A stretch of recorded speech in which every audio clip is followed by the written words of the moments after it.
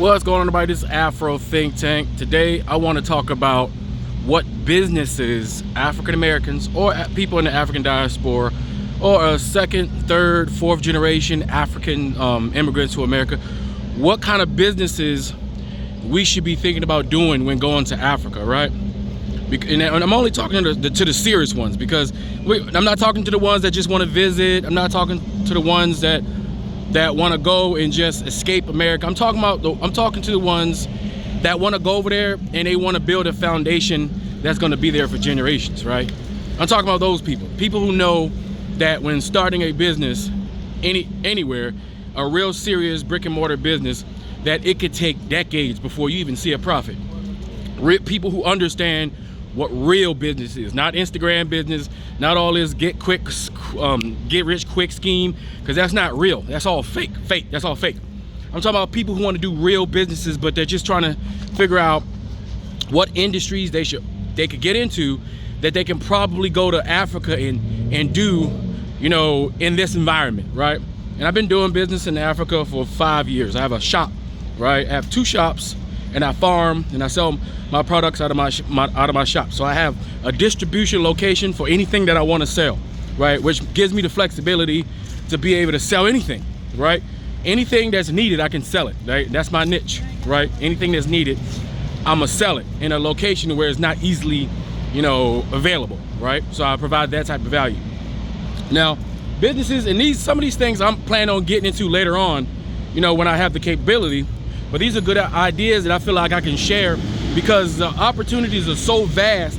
Even if I share these great ideas that I think are great and everybody goes and does it, it's still not going to be any it's still, the market's so wide, competition is not a threat, because competition is actually good, right? So the businesses I think that African Americans or African diaspora should get into when they go to Africa, are businesses that, one, should not undermine any local markets, meaning don't be a predatory business and don't go over there and create businesses that's going to undercut other businesses. So your business as a diaspora should complement other businesses. It should bolster their ability to do business, right? That way you're not a parasite in the community, you're an asset to the community. Your business should also hire local people, right? And your business should also have an ability to hire your people from here to go over there to work, right? Like white people, they got businesses that's so big that where they'll hire people to fly to other countries to operate that business or different aspects of that business, over in another country. So there's no reason why African Americans can't create a business in Nigeria, right? Hire 80% Nigerians and then 20% African Americans to go over there and manage the business alongside their African or Nigerian counterparts, right? So the type of business I think should be middle businesses, business to business type businesses, like, for instance, CNC machines, right? CNC machines that cut metal and wood into different structures. Imagine building a facility or buying a warehouse, right?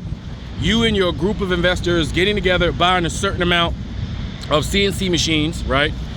And setting up an operation where you're providing the local people an opportunity to use these CNC machines to improve the businesses that's already available in that area, right? So you find an area where they don't have the CNC machines.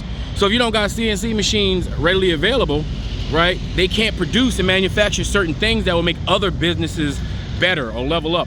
But if you're providing a service, I guarantee you set up a manufacturing plant where you have, let's say you got 20, 30 CNC set up. You invested in generators to make sure you got power, because you want to control certain things. You got to think about, you have to understand some of these places won't have 24-hour power. You have to think about how you're going to generate your power to run your business. So you have to do all this upfront investment right away. But once you do it, you're all set. So you get your solar power, you get your generator back up. You also connect yourself to the grid.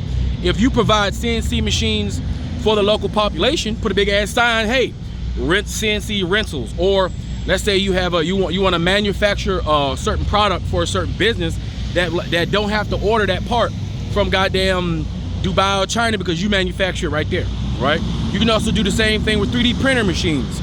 Get all various different levels of 3D printing machines. You and your investors, if y'all got it like that, depending on how much money you have, you create yourself a manufacturing plant where you have maybe 30 or 40. You can start off with 10. Start off with 10, if you can, 3D printing machines of various different capabilities, right? As you, and then you just reinvest in your business before you know it, you have 200-300 machines, right? Giving the local population to have access to technology to do and build and create tools that's going to start other businesses. Because if you give people the opportunity to 3D print, I'm telling you, you give Nigerians a tool they need to succeed, just like give any African the tools they need to succeed, they're going to do it on their own. And the thing is, with your success, no matter what happens to them, whether they're successful in their business or not, you'll be successful because you're providing the opportunity and the tools for them to be successful. So you're not being a parasite, you're being an asset to the community because you're providing a service that no one else is providing, right? Because imagine all the businesses you can drum up if you have a manufacturing plant of 3D printing machines. Imagine, like for instance, plastic, right? The filament. It will solve one problem: what to do with all the plastic waste in some of these countries, because they, there's plastic bottles everywhere. They don't have the same network of sanitation networks that we have here in America. So, you could create your own filament with these plastic bottles and things like that. That creates a industry on the side. People could just be collecting plastic bottles in order to sell to you, or in order to create filament, in order to power, or had to have material to sell out of the CNC, out of the 3D printing machines. That means a lot of your products will be coming from recycling. So you actually can recycle, right? That's one benefit. You're creating jobs because people keep working there. You're creating businesses because people gonna start businesses based off your business, and you're making money, right? And you're providing something major to the community, and you're planting a seed of success for the future, right? There's various other different businesses that you can start, and I really do believe that 3D printing is a big one, right? I think CNC machines is a big one. Any type of machine that does the fine tuning of any product. Making tiles. Does anybody know how to make tiles? If you can find out how to make tiles over there, you're winning. Fixed trims and shit, like trimmings, like making buildings and structures look modern and pretty. If you know how to do that, take that and do it over there. Take the machines, right? Buy the machines, because you can get the machines there. You can figure that part out. People do it all the time, right? Get your machine over there. Create the opportunity for the local people to create their businesses, and that could be your business. It's like, for instance, remember the gold rush? The gold rush in the west of America, everybody ran to go get gold, right? Everybody risked their lives to go look for gold, but you know who made the most money? The guy who went there and started making shovels. No matter if anybody was successful in finding gold, whether they struck it or they didn't, right? Guess what? The person who was selling the shovel got rich. It didn't matter what they were doing. So the risk of their failure or success is not gonna ruin your business, because that's up to them. But you'll make your money because you're the one providing the tool for their success. So any business that's gonna provide the tool for other people's success in their lives is gonna be an automatic winner, and it's gonna be sustainable. I'm really thinking about this 3D printing thing, right? Also, AI and coding and all that stuff. Rent an office. A lot of you guys, y'all in the IT, y'all have all these programming skills.